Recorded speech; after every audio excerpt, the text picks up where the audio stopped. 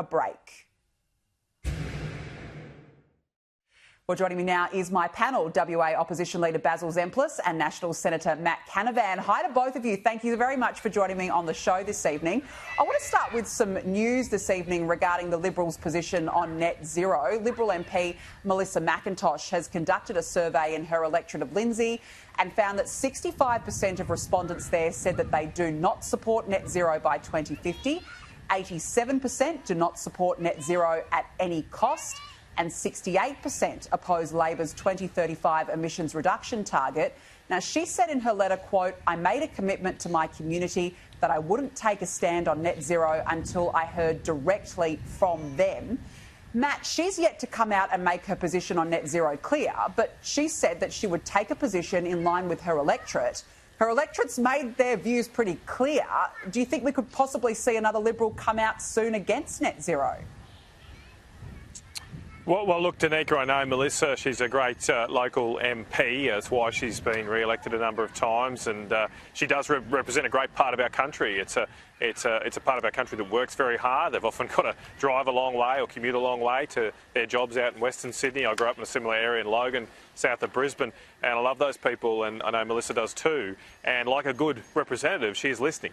And I think it's about time the Albanese government does the same, because they're clearly not listening to the people that are struggling in this country. They have no answers for how they're going to lower their cost of living. They did promise they'd cut our power bills by $275, but their net zero plans have instead increased electricity prices by another 40% since they've been in office. And so I think Melissa's doing the right thing, listening to her electorate, and I encourage all members of Parliament to do the same. I know my own area is dead set against this.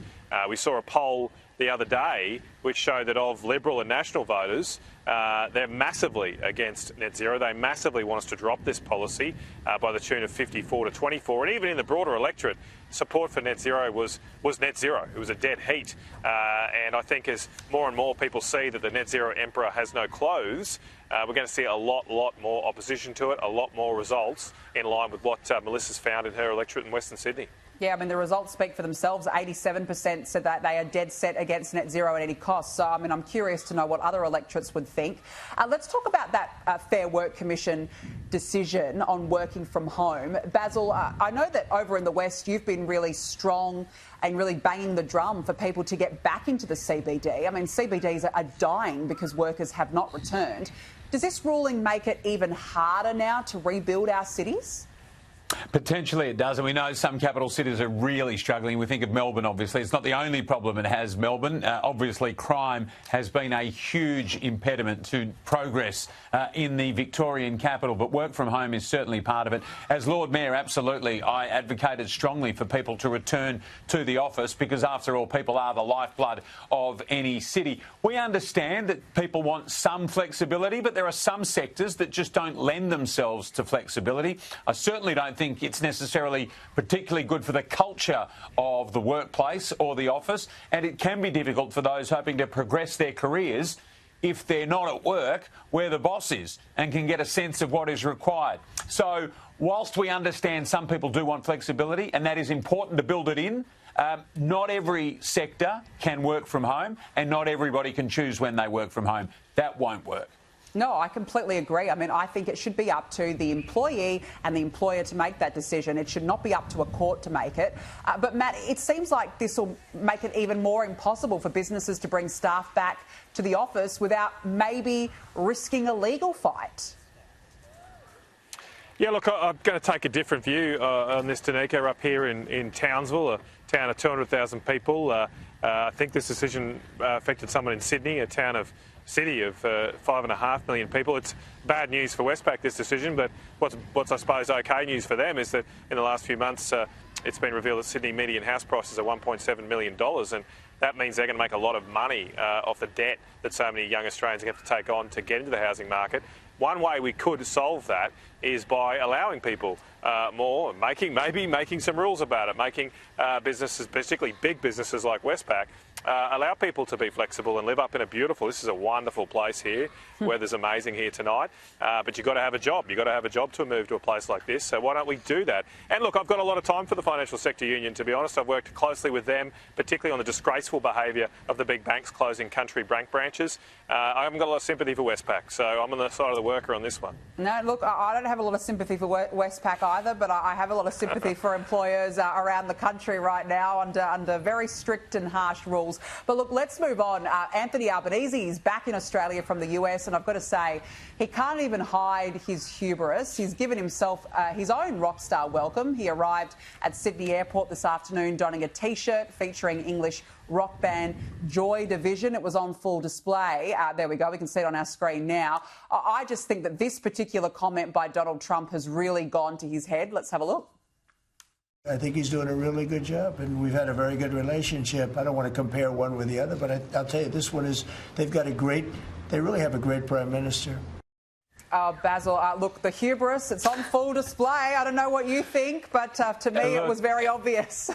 Look, just for one moment, divorce what you think about the respective personalities, Donald Trump and Anthony Albanese. I know that can be difficult for a whole range of people to have a clear line of thought on this, but whichever way you dress it up, it cannot have gone much better for Anthony Albanese when he met with the President of the United States. I reckon even down to the fact that Kevin Rudd got a whack but then got let off as well. And I reckon even that, if Anthony Albanese was writing what he would have liked to have happened to his ambassador, the former Prime Minister, it would have been precisely that. So no wonder he's rocking the T-shirt at the moment. He's feeling on very good terms with himself, that is for sure. But it doesn't last forever in politics. We know that.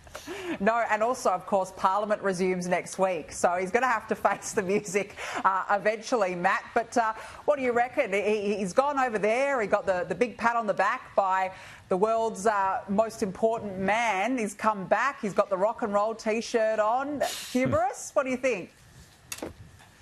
Well, look, I just think it's instructive and a little bit embarrassing for our country that the first time this Albanese administration's shown any bit of energy since the election is the day they went and spent a few hours with the Trump administration. I mean, finally, we got some action. They've been a government that's been low on energy since the election. I've been saying for all they need an injection of some Red Bulls to get going, and that seems to have happened, or some Diet Cokes like the President likes, and suddenly they're doing things. Now, in saying that, the problem I've got is he's come back and it seems back to normal. Since he's left the US, the President's destroyed half the White House, I think. He's getting on with it, whether you like that or not. He's doing things. What is this? What is our Prime Minister doing? Get on with it.